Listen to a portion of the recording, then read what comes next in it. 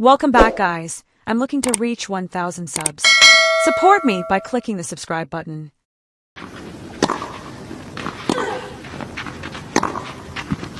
The president of Italy crossed a royal box for Eala, and what he said next left Rome in tears. Nobody planned for this moment. Nobody scheduled it. Nobody wrote it into the Italian Open's official program. Nobody briefed the broadcast team, and absolutely nobody told Eala it was coming. And yet, on a warm Roman afternoon at the Foro Italico, a venue surrounded by marble statues that have witnessed nearly a century of sporting history, something happened inside the royal box that stopped an entire stadium cold, sent cameras scrambling, caused broadcast commentators to fall into a rare, stunned silence, and within hours, ignited an eruption of emotion across the Philippines that traveled 11,000 kilometers from Rome to Manila without losing a single degree of its heat. The president of Italy got up from his seat, and he walked to Eala. Let that sink in for just a moment. Sergio Mattarella, the 84-year-old head of state of the Italian Republic, a man who has guided one of Europe's most storied nations through political crises and global upheaval, who has received world leaders in the gilded halls of the Quirinal Palace, who has witnessed World Cups and Olympic Games and decades of Italian sporting glory from the front row of history itself, rose from his seat in the royal box of the most beautiful tennis venue on earth and made his way to a 20-year-old girl from the Philippines who had captured the heart of Rome in a way that no one had expected, predicted, or entirely understood until that moment made it undeniable. What followed is the kind of scene that sport produces only once in a very long while. The kind that transcends scorelines and rankings and prize money and tournament draws and everything else that fills the daily conversation of professional tennis. The kind of scene that belongs not to a sport but to history. And when the president of Italy spoke, the words he delivered in the royal box of the Foro Italico landed not just on one young woman sitting quietly in a corner, they landed on an entire nation watching from across the world.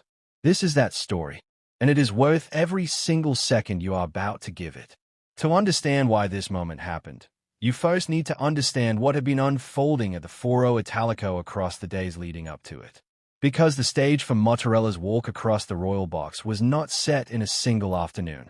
It was set over many days of extraordinary tennis, extraordinary emotion, and an extraordinary convergence of a player, a city, and a diaspora that stretches across the entire globe.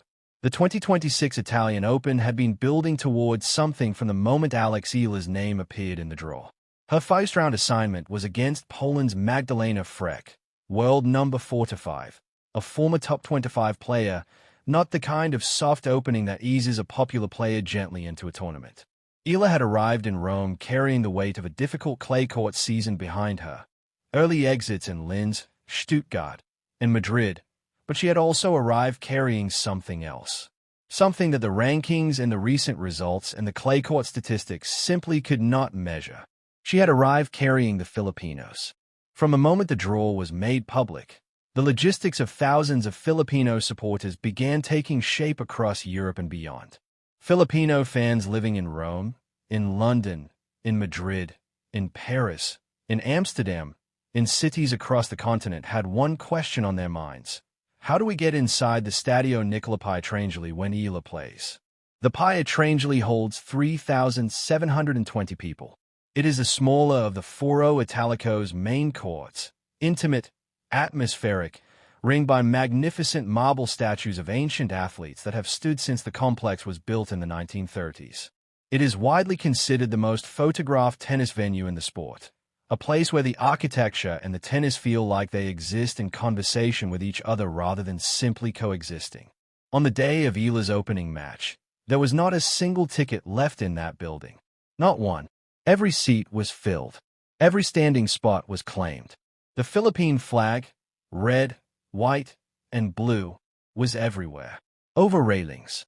In the hands of supporters standing 3 rows deep at every available vantage point. Printed on shirts, painted on faces, folded into fans that waved in the warm Roman air. The chant that had echoed through Miami and Madrid and Auckland. Alex, Alex, Alex. Now bounced off those ancient marble figures in a way those silent stone witnesses could not have anticipated when they were placed there nearly a century ago. Veteran ABS-CBN broadcaster Diane Castillo, one of the most experienced Filipino sports journalists in the business, was physically inside that stadium.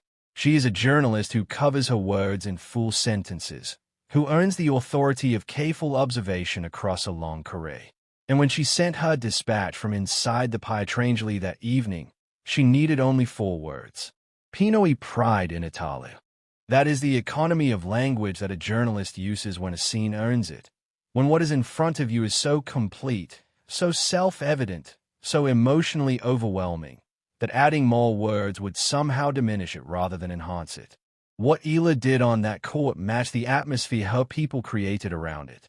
She took the first set 6-love, a complete shutout, clinical, dominant, the kind of opener that tells an opponent and a crowd that the player has arrived with a plan and the tools to execute it. Then Freck, an experienced professional who had beaten top 10 players before, regrouped and took the second set 3-6. Third set, down a break at 1 point. 3,720 people inhaling as one. And Eala did what she has been doing since Miami 2025 in the moments that matter most. She steadied. She found her game. She played, in her own afterward, aggressive again. She served out the third set 6-4, and the Pietrangeli erupted in a way that centuries-old marble statues almost seemed to recoil from in respectful surprise. The first-round victory was followed by the second-round revenge. Wang Xinyu, the world number 33 who had beaten Eala in the Auckland semifinals in January, came next, and Eala handled her in straight sets, 6-4, 6-3, with purpose and composure. Filipino flags were back at the Pietrangeli for that one too. The diaspora showed up again, as they always do, because showing up is what this community does when Alex Eala is on a court in Europe. The third round brought Elena Rybakina, world number 2, reigning Australian Open champion, the most feared server on the WTA Tour, a player who had won the Italian Open title 3 years earlier and who came into the match with 29 wins on the year against just 6 losses. On paper, the matchup was wildly asymmetric. In practice, it was something altogether different. Eala finished with a better first serve percentage than the world number 2. She broke Rybakina's serve. She led 2-1 in the second set. She made one of the most powerful players in the sport genuinely work for every single point across 6-4, 6-3, a straight sets result that in any statistical analysis looks closer than it sounds. After the match, Eala posted on Instagram, "Rome heard me this time. Crazy mill." 7 words. Quiet, understated, completely earned. The campaign was over on the scoreboard. But in every other dimension that matters, the impression left on the Foro Italico, the impact on the thousands of supporters who had traveled to be there, the story that the city of Rome itself would carry forward. The campaign had not ended at all. It had merely shifted form. Now let's talk about the man on the other side of this story. Because to understand the weight of what Sergio Mattarella did when he rose from his seat in the royal box, you need to understand who he is and how deliberately, how carefully, how rarely this particular man makes gestures that are unplanned. Sergio Mattarella was born in Palermo, Sicily in 1941. He has spent the greater portion of his adult life in Italian public service. A constitutional lawyer, a politician of quiet principle, a man who navigated the complexities of Italian democracy with a consistency and integrity that eventually led to his election as president of the Italian Republic in 2015 and his subsequent re-election in 2022. He is 84 years old.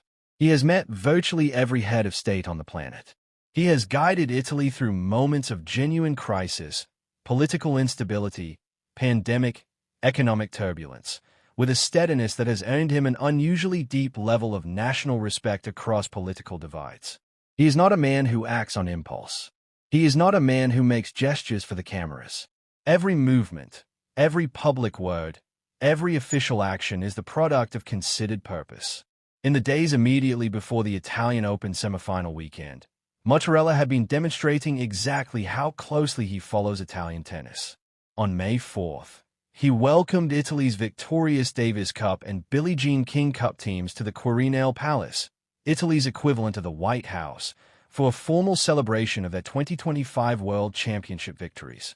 He met Jannik Sinner, Jasmine Paolini, Matteo Berrettini, Saoirani, and other members of Italy's extraordinary golden generation of tennis at the most symbolically powerful address in the Italian Republic. He spoke about the sport with genuine affection and personal investment, noting Sinner's recent Madrid title and looking forward to the Italian Open and Roland Garros with the excitement not of a ceremonial participant, but of someone who actually watches and cares. Welcome back, guys. I'm looking to reach 1,000 subs. Support me by clicking the subscribe button.